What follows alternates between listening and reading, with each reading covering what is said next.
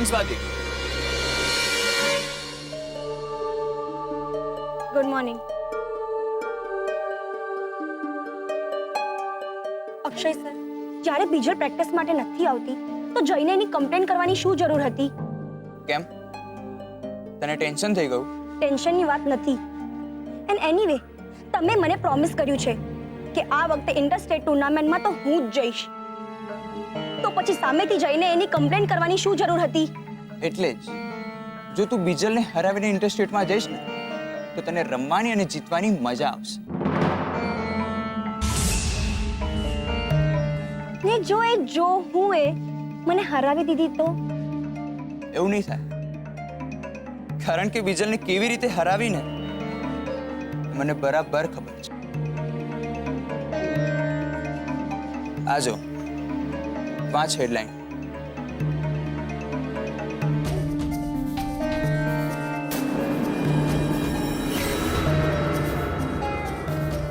My આ Bhatt sisters તો જબરદસ્ત છે. જલસા પાર્ટી. ટીમ એલામાં આ જ હતી ને? હા, આ જ હતી. ને તારે આ જ વાત બીજલને ભૂલવા દેવાની નથી. દરેક શોટ, દરેક સર્વિસ વખતે તારે એને આ જ વાત યાદ અપાવવાની છે. પછી જોઈએ કોણ જીતે છે ને કોણ ઇન્ટરસ્ટેટ ટુર્નામેન્ટમાં જાય છે. વાહ અક્ષય સર, વાહ.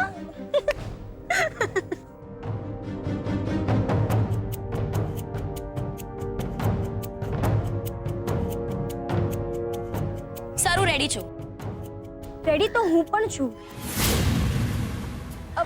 ભાઈ ધ વે, મને એક વાત કે, આ તારી જ બેન છે ને?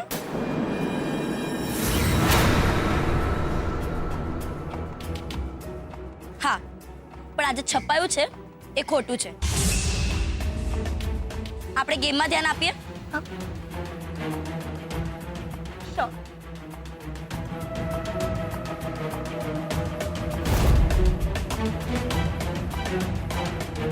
Okay girls, ready? Yes sir. Start.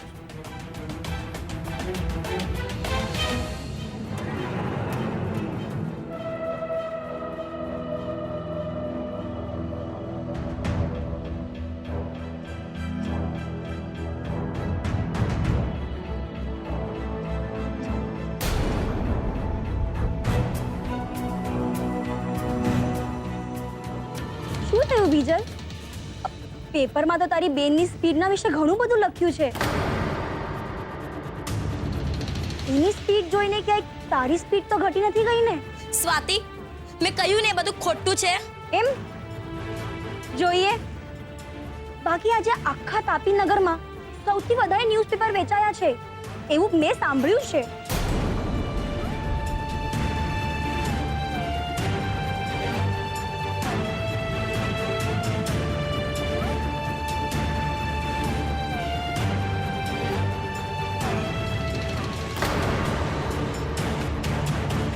Bijal, તારું ધ્યાન ક્યાં છે?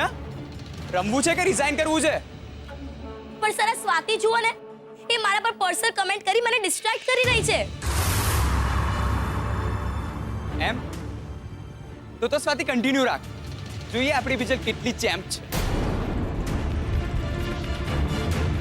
અને હવે ગડબડ કરી છે ને તો 50 રાઉન્ડ મારવાના છે. કેટલા? 50.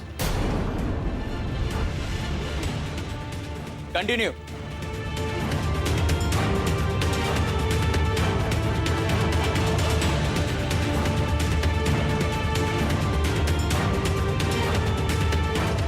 કિંજલ ભટ્ટ જલસા પાર્ટી.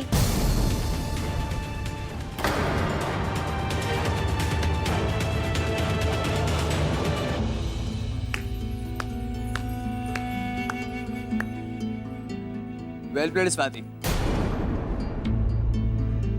ચલો આપણે કોફી બ્રેક પર જઈએ હવે, કારણ કે બીજલને હજુ કલાક થશે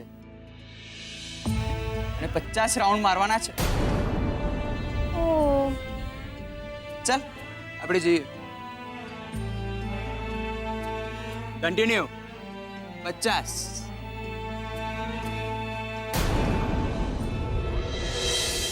રેડી ઉત્કર્ષ, રેડી? ન્યૂઝપેપર રેડી છે, ફોન રેડી છે, રેડી સ્ટેડી એક્શન. હાય, હું ઉત્કર્ષ.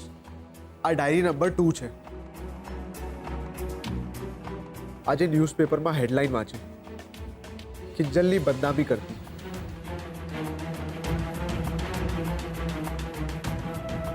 સૌજન્ય, રાહુલ અને ખુશ્બુ. રાહુલ બહુ હોશિયાર છે અને મેં પણ એની સાથે બરાબરીનો હાથ મિલાવી લીધો છે. હવે મારું એક જ લક્ષ્ય છે, બરબાદી. પણ રૂપેશ, રાણા સાહેબના કહેવા મુજબ જે છપાઈ ગયું એ છપાઈ ગયું. એને ભૂસી નહીં શકાય. તો પછી ફરિયાદ કરવાનો શો ફાયદો? ફાયદો એ કે આમ છુપા હુમલા કરનાર લોકોને મેસેજ મળશે કે આપણને ફક્ત ફૂંફાડો મારતા નહીં, ડંખ મારતા પણ આવડે છે. એકદમ સાચી વાત કરી તમે રૂપેશભાઈ. મોહિતભાઈ, તમે અહીંયા શું કરું? ક્યારેક તમારા વિડીયોઝ વાયરલ થઈ જાય છે તો ક્યારેક તમે પોતે છાપામાં છપાઈ જાઓ છો, એટલે મળવા તો આવવું જ પડે ને. અને આ વખતે તો પાછું સ્વાદિષ્ટ ટી કંપનીનું નામ પણ છાપામાં જોડી દીધું છે. એટલે જ આ વખતે ફક્ત હું નહીં, મારી સાથે મિસેસ કાપડિયા પણ આવ્યા છે. મિસિસ કાપડિયા એ સ્વાદિષ્ટ ટી કંપનીના ઇમેજ કન્સલ્ટન્ટ છે. ઇમેજ કન્સલ્ટન્ટ એટલે? ઇમેજ કન્સલ્ટન્ટ એટલે કે મારું કામ એ છે કે મારે જોવાનું કે માર્કેટમાં મારી કંપનીની ઇમેજ શું છે, અને એવી કોઈ ઘટના બને જેનાથી મારી કંપનીને નુકસાન થતું હોય તો મારે તરત જ એની સામે એક્શન લેવાની હોય છે. આપણે બેસીને વાત કરીએ. ગુલાબ, 2 ચા લાવ તો. ના ના, ચાની કોઈ જરૂર નથી. પણ મિસ કાપડિયા, છાપામાં જે લેખ આવ્યો છે એ અમે તો નથી છપાવ્યો ને? બરાબર છે, પણ આ બધા તર્ક વિતર્ક સાંભળવાનું કે જોવાનું કામ મારું નથી. એ નામ સ્વાદિષ્ટ કંપની સાથે જોડાયેલું છે, અને જે રીતે એનું નામ બજારમાં ઉછાળ્યું છે અથવા તો ઉછાળવામાં આવ્યું છે, એ જોતા મારે નિર્ણય લેવો પડશે કે મારે એમની સાથેનો કોન્ટ્રાક્ટ રદ-બાતલ કરવો પડશે.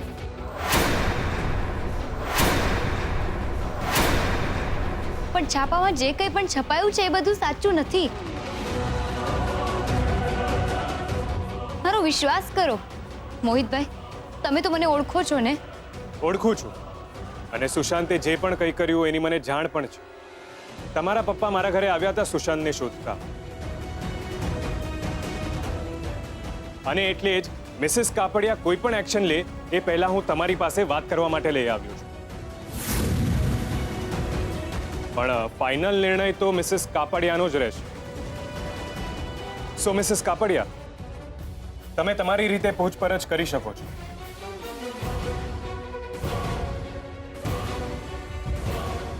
આવો બેસો.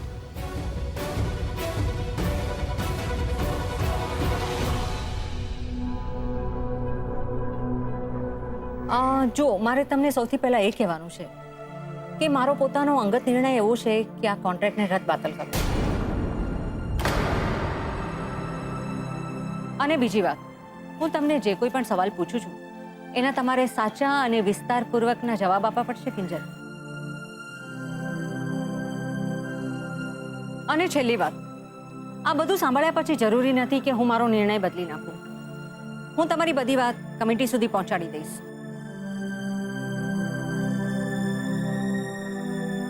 પછી કમિટી કોઈ પણ નિર્ણય લે, પોઝિટિવ કે નેગેટિવ, તમારે એને માન્ય રાખવું પડશે. બોલો, કબૂલ છે તમને?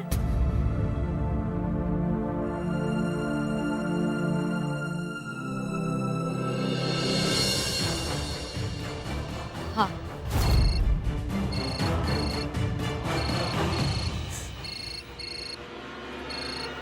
એ ભગવાન, એ સમજાતું નથી મેં કેવી કસોટી કરવા ધારી છે.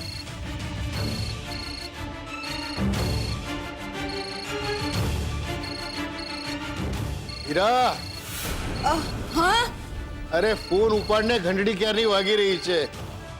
જલ્લા પપ્પાને આ વાતની ખબર નથી પડવા દેવાની.